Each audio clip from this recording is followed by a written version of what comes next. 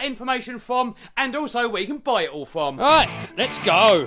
So back in the day, I used to race 1/8 rallycross, and my first buggy that I had was a Mugen MBX5 with a Nova Rossi engine. Now I got it from Modded Emotion, Stuart Wilcox, and I put his setup on it. He looked over the car after I built it. I built it exactly the same to his World Championship car spec. So when I took it racing, I used to race it at a place called 3A Raceway, and at that place I used to win a lot of A finals, come second and third quite a lot. I used to do really well. Then I decided to sell that car, and I got myself a Lossy 8. I built it and I had no one to help me set it up. So anyway, I built it to what the book said. I took it racing, and I went from winning A finals with a Mugen, becoming last in every race with the Lossy. So when we build this car show here, it's going to be interesting to see how the car performs with me setting it up, and I haven't got a clue about setting up cars. Every time I touch a car, it just seems to make it worse. It'll be interesting to see how well I do, and then give it to my friend Mick Craddock, let him go over it, let him tune it all, set it all up, and then take it racing again, see what the difference is. I really think the difference is going to be day and night. You know, it's going to be from a well set up car, you could be top of the field, poor set up car, bottom of the field. In my opinion, anyone that's got half an idea of driving an RC car could probably do really well and win a lot of races at local clubs and stuff. But if the car's set up bad, then anybody's got no hope. Jeez, that is tight in that one. Hopefully the professionals weren't looking when I just did that.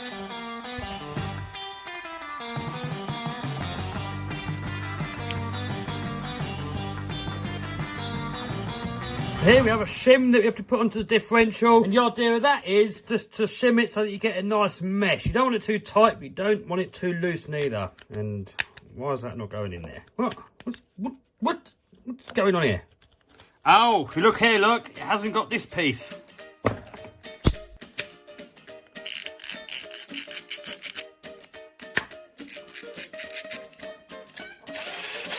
Now that is slightly a little bit tight, but I remember Mick Craddock saying that he built them a little bit tight, because once they bed in, it should be perfect. Uh-oh. What happened? Come on, in you go. Get in your hole.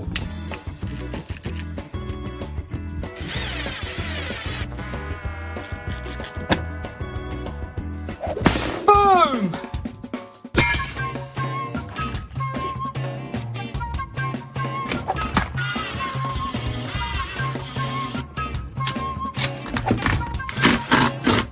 So here I'm assembling the steering rack.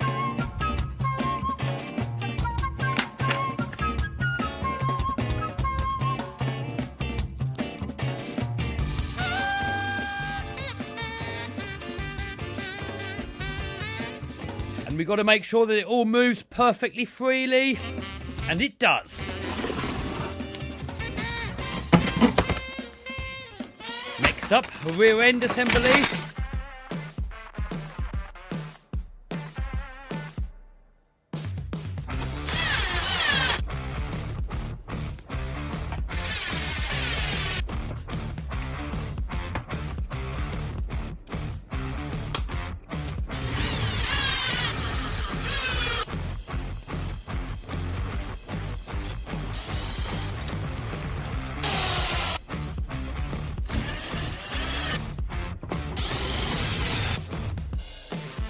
More rear end parts.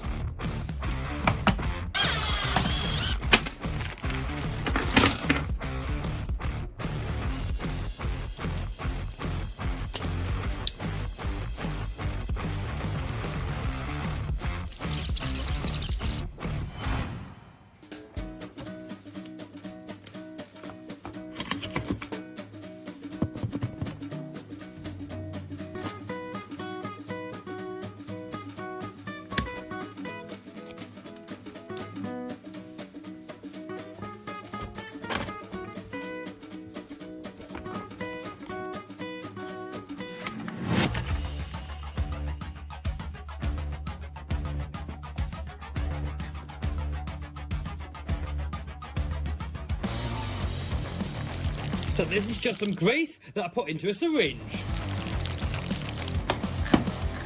And now we can fit the rear end to the chassis.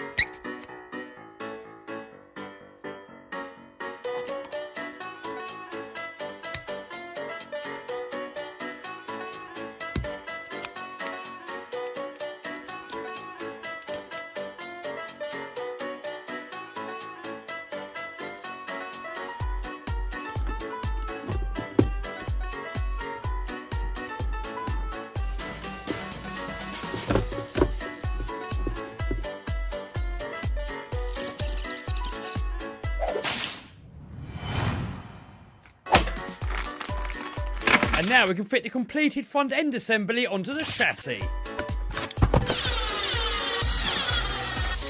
By the way guys, every time I'm doing these up with the Ugger Dugger, afterwards I go in with the hand wrench and just make sure that they're tight and to do the last little bit, because otherwise if you just rely on the Ugger Dugger, it could be too loose or you could strip up threads.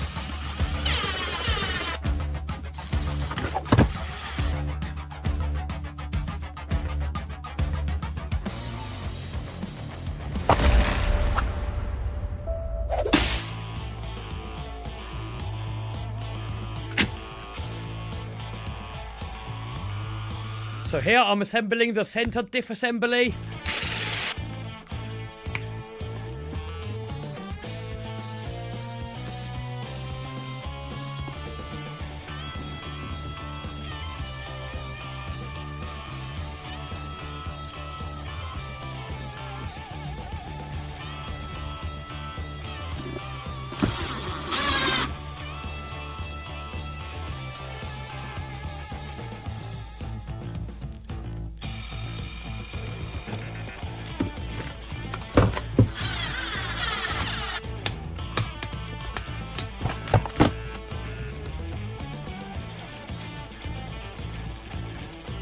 Next, shock absorbers.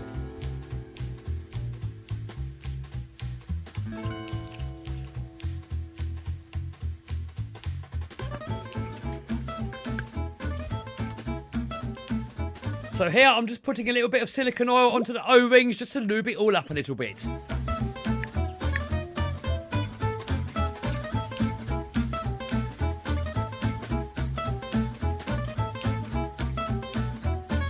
Next, we've got to put in the shock oil, and I haven't got those ones, but I do have those ones. So we've got to pour the oil in, a little bit into the cap, then we've got to take this little bleeder screw out, then we have to pump the piston up, the oil comes out, the screw back in, and we should be good to go. I don't know how far you're supposed to leave this out. I think it's all the way in, so that's how we'll do it. And all those bubbles in there, we have to wait for them to all come to the top. Yeah, look, there's loads in there, look, and they're taking ages. So I'm just going to leave that to chill up here for a minute, and while that's going on, I can get the other ones ready. Right, been 10 minutes, so now we can put in a little bit more oil and then put it all together. Now it's going to get messy.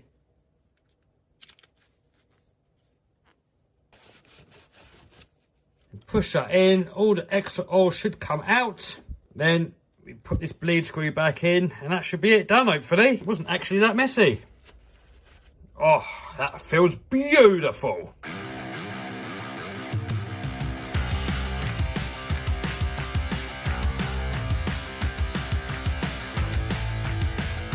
Oh, guys, I can't get these things on without ripping them. Look, I can't get it to go over that. I tried doing it with this thing here, and it just...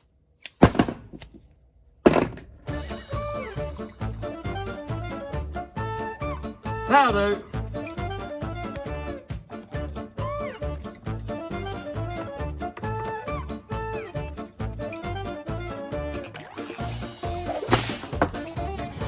Next, time to fit some radio gear.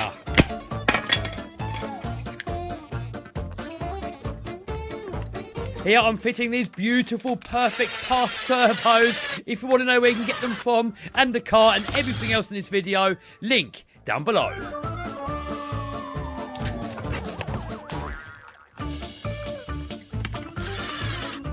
So that's the chassis almost ready to go. Next we've got to put the engine in, we've got to put the clutch on there, we've got a few linkages to do, wing, body, and ready to rip. So here we have the clutch assembly.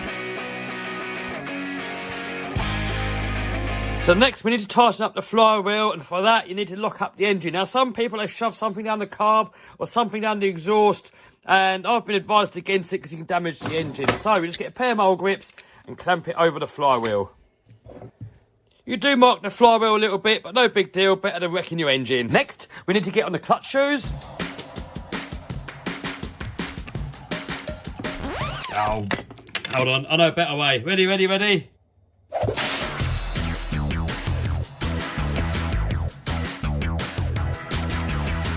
So there, look, we can see a gap, so I think we've got too many shims, so we can take one out. So to hold it all on, it comes with these little cap head, whatever they're called, screws here. However, I'm going to fit one of these because you can do them up tighter and less likely to strip off. If you can't get this wrench in at the angles, I've got one here. It's got a ball on the end of it.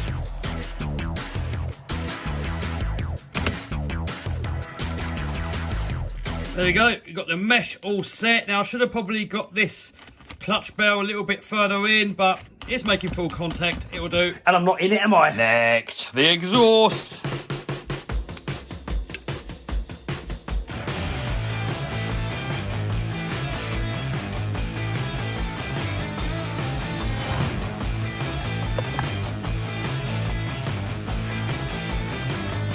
Next, we've got to put on the fuel lines, and I've got this little trick here from Mick Craddock. You put these here over the top of the fuel line, like on this buggy here that Mick's building for me, and it helps secure them on a bit better. Oh, that didn't work. What? I don't actually know how he got it over the top of that. All right, worry about that later. So now with all that lot in, we now need to make up the linkages.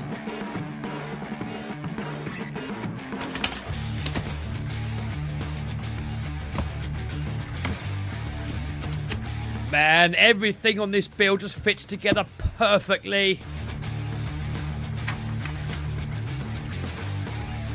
Here we have the air filter.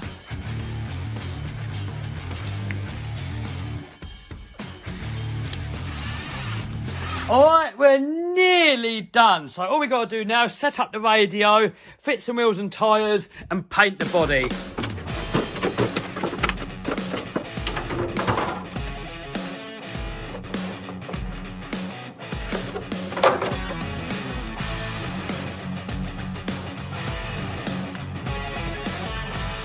So we've got the window masks on. Next, we've got to rough up the surface so the paint's got somewhere to stick to, then degrease it. Then we're going to paint it with the legendary red, back it with the white, and boom. And what the white does, it just makes the red pop a little bit more.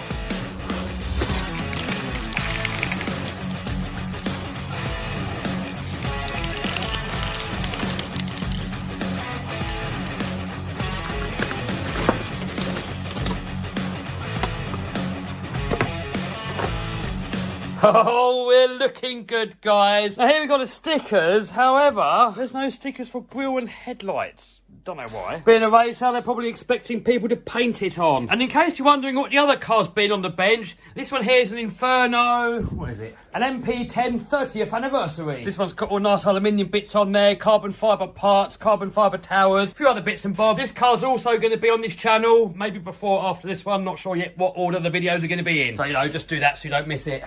And smash that, because then you'll be notified when new videos get uploaded. Boom! Starter box has just turned up. Also got some wheels and tyres. So these are not going to be any good for racing. However, for running in and for the first couple of runs, perfect.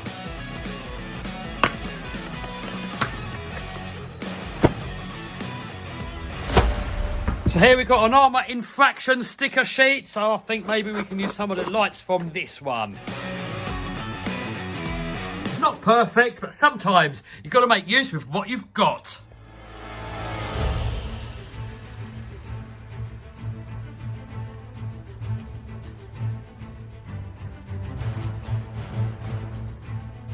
Alright, let's have a look at this starter box.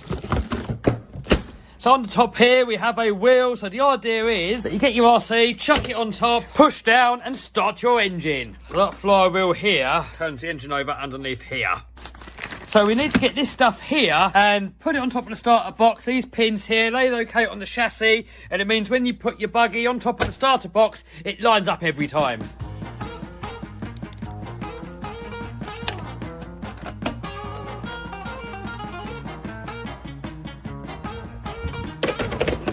There we go, these pins locate it nicely, so now the flywheel in there lines up. So just a little bit of wiring in here to convert it over to a 3S LiPo. Normally they want the old school 7.2 volts in there. But anyway, shut the lids, buggy on, and boom! So next up, let's get some fuel in the tank and try and get it running for the first time. Now, I haven't got the best track record for looking after these nitro engines, so on this one, I'm going to make a bit more of an effort.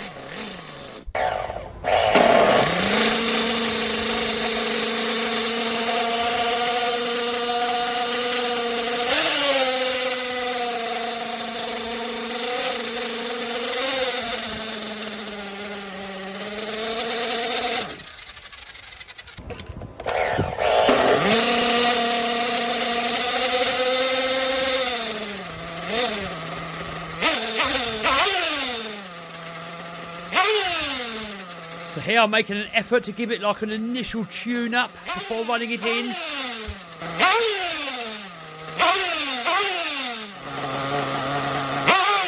So now I've just bound the radio to the receiver. I didn't bother filming it because it took me bleeding ages. I've really struggled finding myself around this radio. If I'd have filmed it, it would have been like an hour-long video. You lot would have got bored and clicked away. But anyway, it's all bound up now. Servos are working. I've got the horns off. So now the servo's in the middle position. We can go ahead, put the horns on so they're nice and straight. A bit of blue Loctite to stop it all from coming loose. So there we go, steering, throttle, brakes. Now I need to go back in here, somehow figure out how we can do the endpoints and trims. I'm going to put you back on when I've done it because this is going to take ages. Right, done it. Man, finding myself around this radio is so difficult. So just to find the endpoint is how far the servo goes. You don't want the servo going too far and forcing the throttle and the brakes and the steering. So you have to set the endpoint. And normal radio is just called endpoints. In this, they call it EPA high and EPA B. It's difficult to find. Look, they put it in some setting called bass. But anyway, we've done it now. So there we've got the steering, full travel, both ways, throttle and brake. We're getting full throttle and full brakes with no binding. Right, let's take it out for a little drive, run in the engine, get the hang of driving it, and the next video with this car is going to be taking it to my first race meeting. With no help from anyone helping set it up or anything, just me doing it however I think is best. And then Mick Craddock's going to come along, the RC racing guru. He's going to give it a professional setup, give me some professional tips, and then we're going to see how well I can do with a properly set up car. Right, enough waffle, let's go and have some fun. Right, we're on location, we're going to run it in, we're going to try and drive it nicely over there, look. The skate park. So full throttle, block the exhaust, prime the engine. Jesus. Hopefully it'll go. That easy?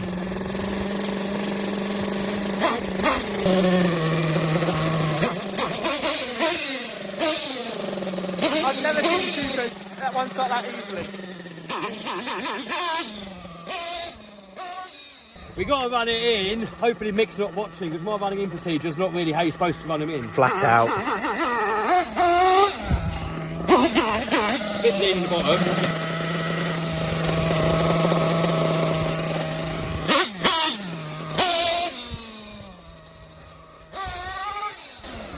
Got punching that though. Run in. That's it, done. Run in. Run it in fast, it'll be fast. I think that noise is just the tight differentials bedding in. Hopefully it's going to go away soon. Man, that Pico is running so nice. Listen to that purr.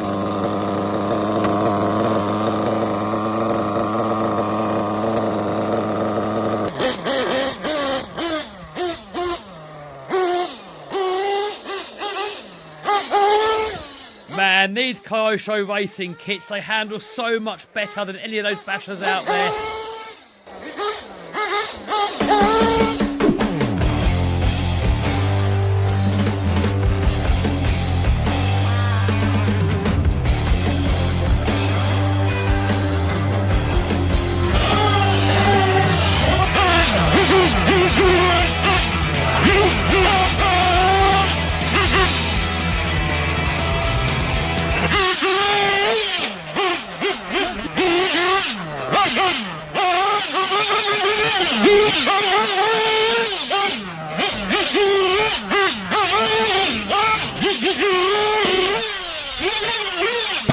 What happened? Taking it easy. Can't help it, can I?